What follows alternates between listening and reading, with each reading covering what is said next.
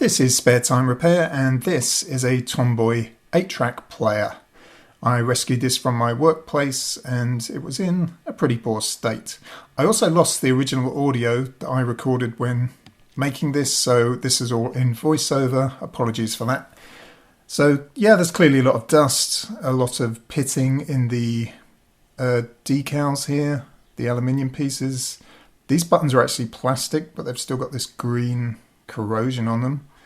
Those repeat buttons and the track selector buttons, they're sort of a pink colour, but they're meant to be red. They've just faded. More rust. Track selector lights are all kind of smashed in, and all the screws are covered in rust. So yeah, it runs on AC 240 volts. It's got its own internal amplifier, by the way. These connect direct to the speakers. But the plug is not a UK plug, so I'm not sure where this originally came from. It may have been the Netherlands. I think they use 240 volts, I'm not sure. So yeah, the whole case is clearly in need of repair, and so the way to get inside it is to take off this hardboard panel at the back. I had to desolder these connectors to get that off, and then the actual mechanism is all held in place by those screws at the bottom, and then you can lift the entire case off the top. So inside we've got just the basic player, transformer, this giant flywheel, and the belt was actually in reasonable condition. I was expecting it to be perished, but not so. And you know, this machine is 40 odd years old. It's got pretty old components in it, and yeah, I first needed to test it, so I got this shaver adapter to plug it into, but when I turned it on, absolutely nothing happened. So yeah, this micro switch, when you insert the cartridge, is what should turn the motor on, but I think it's because the contacts on the plug were so corroded. So first I started sanding those off, and then I just realised, well, just cut the plug off and wire on a UK plug. That would be the easiest thing. So that's what I'm doing here.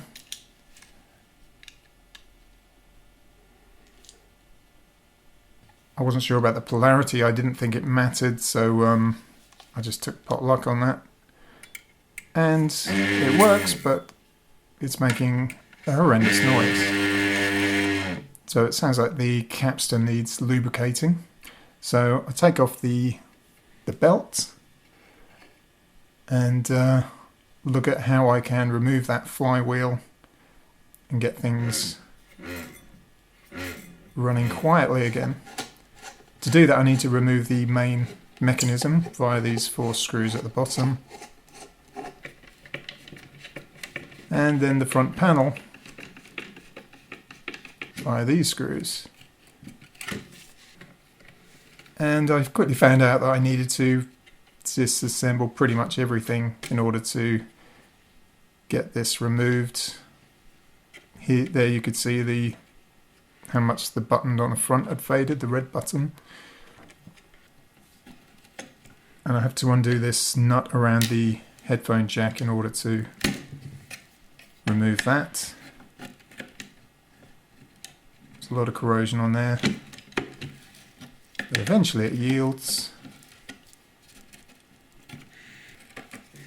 and that can pull out.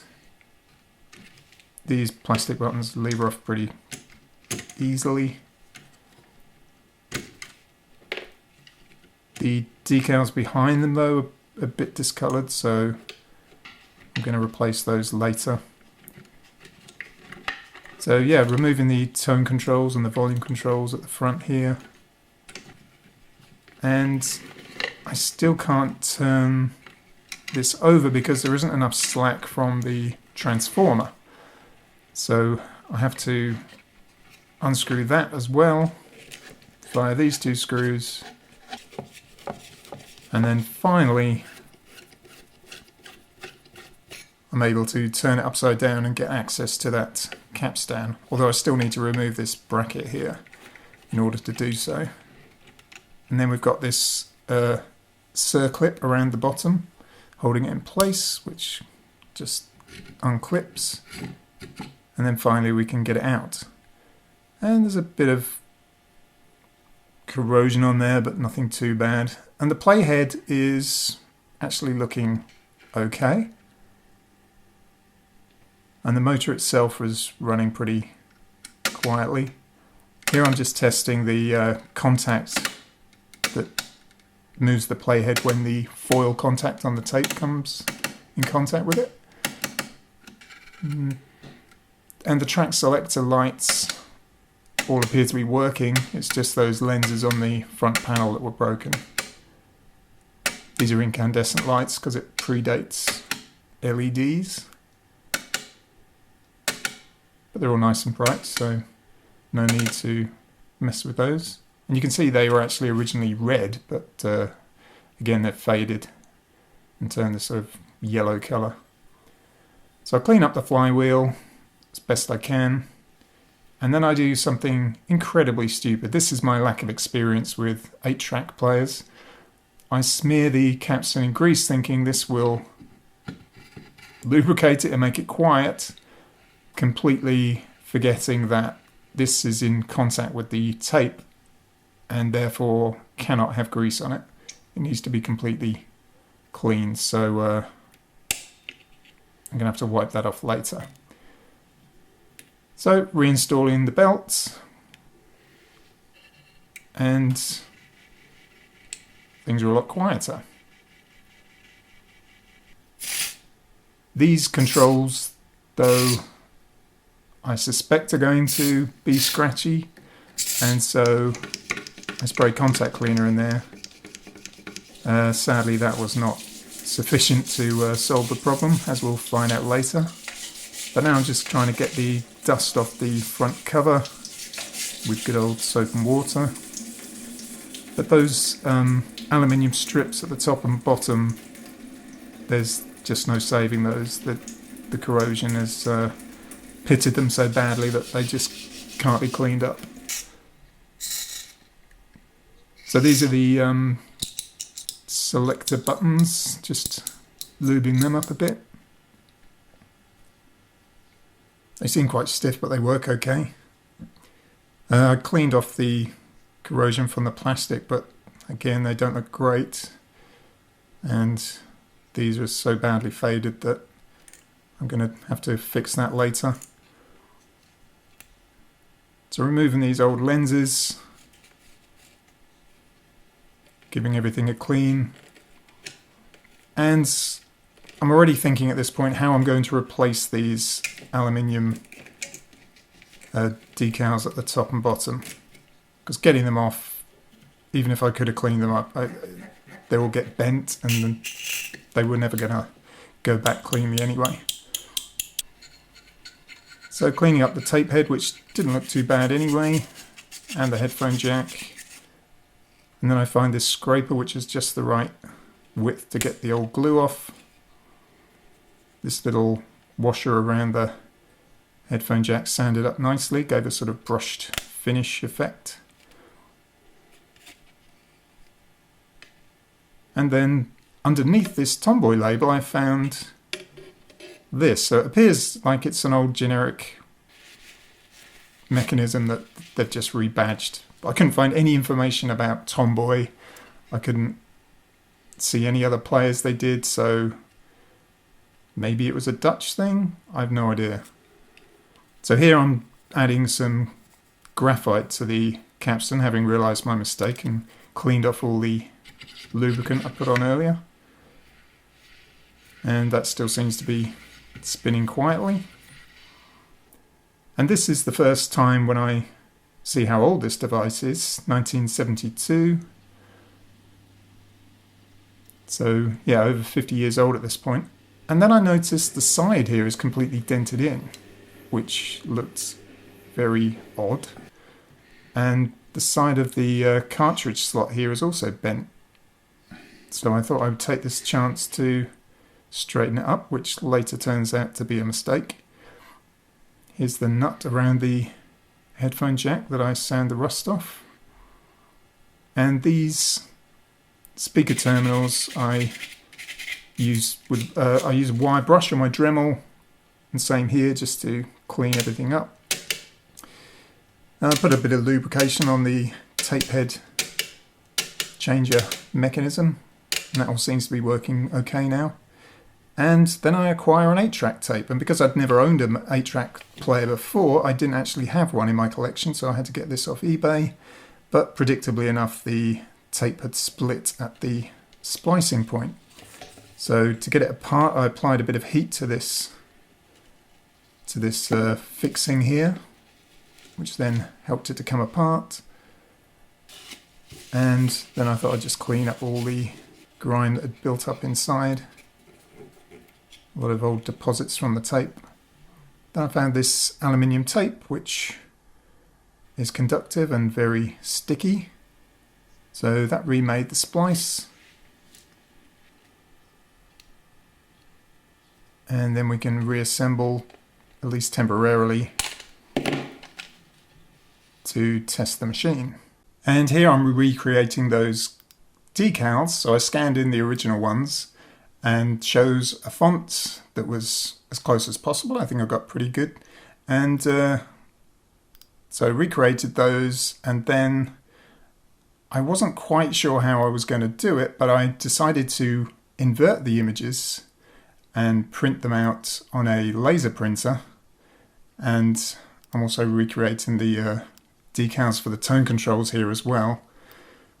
And so I needed to make them kind of metallic looking, as the originals had been. And so I printed them on this black card, and my thinking was to use some silver heat transfer foil. So this works by fusing to the toner of the printout. So I applied some heat to it, peeled it off, and it was an absolute disaster. It just looked terrible. So my second thought was to mirror image the design, print it out on some clear acetate, and then apply this tape to the back of it. I did it in mirror image so that the print wasn't on the front, so it wouldn't get scratched off. And this actually looked pretty good, so I was quite happy with this. Obviously it's now plastic rather than metallic, but it looks pretty authentic. And there's a side-by-side of the other decals showing how much the other ones had discoloured. And then here we've got a silver pen to just touch up the silver that had become worn off.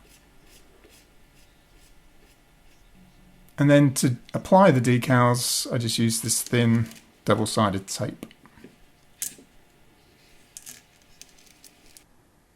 Then reassembling the cartridge, I found that the wheel inside had no grip to it and didn't appear to be working, so I used this old balloon to wrap around it and just give it a bit of extra grip. I don't know how these worked originally. It's a bit odd, but it was so slippy that it just wasn't working for me. So at this point I thought I'd test it up, connect some speakers directly, and insert my cartridge, and just nothing. So I wasn't sure what was going on here. And the controls are so unbelievably scratchy that clearly that contact cleaner had no effect whatsoever. And I'm going to need to take those apart and service them properly.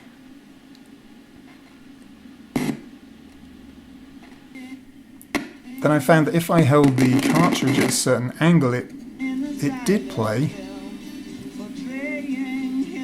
So it was kind of working, and the track selector was working. And so this was at least encouraging that I was getting somewhere. But I wasn't quite sure why the cartridge appeared to be misaligned. But we'll figure that out later. So here we are repairing those tone controls and the balance and the volume.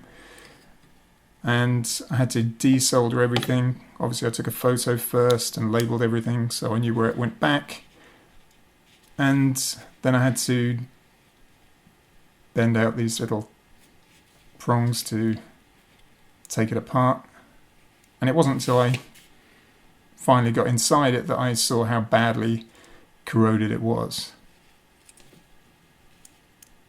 So the wiper itself was not too bad. But here are the rails it's wiping on and they're just completely corroded. So I got some fine wet and dry sandpaper. Got those nice and smooth. And then I cleaned up the plates, even though I didn't really need to because you don't see it. Reconnected them. Labelled them up, just in case they were different. And then slowly resoldered everything back in place.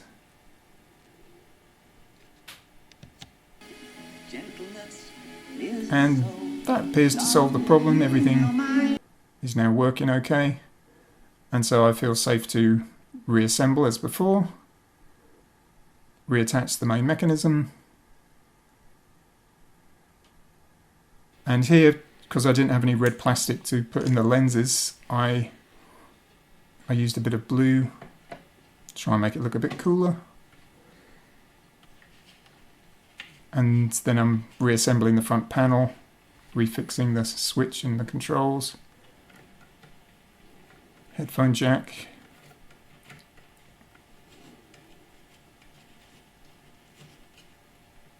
And then it's time to put these back in. That blue lens actually doesn't really work because it's not dense enough, but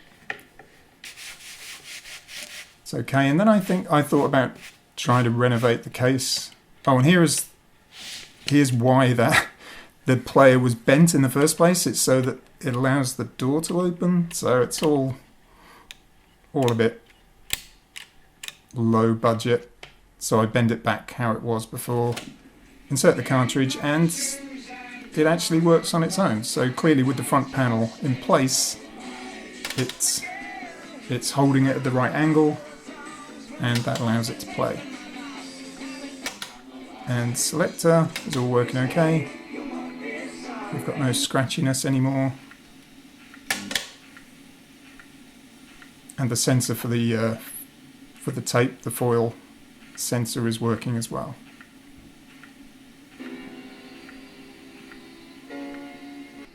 So yeah, those blue lights aren't really showing up as blue, but it looks okay. And then I decided to renovate the 8-track cartridge itself. So I removed the labels, scanned them in, and recreated it as best I could using similar fonts, and I think it turned out pretty well. And so then I print this out on some sticker paper, laminated with some clear plastic, clean the old label off as best I could, and then reapply the new one. Just getting it nicely lined up.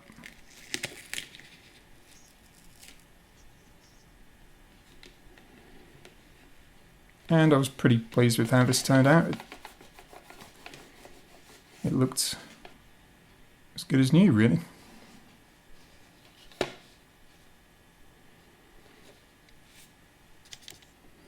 Just doing some finishing touches to the front panel, but then I decided the case was beyond reasonable repair. You saw me trying to oil it up earlier, but that didn't work. So I'd buy this wood effect vinyl wrap, which I apply here. It was pretty fiddly. It took about 45 minutes to get everything stuck together and mited in the corners. But I think it was definitely worth it to improve the cosmetic appearance. And that was it. So we went from this sad looking thing to this slightly more happy looking thing. The door on the front, there's nothing I could do about that. That's still pitted. But I sprayed up the repeat and selector buttons and the other controls. And that's about it. So thank you for watching, and see you in the next one.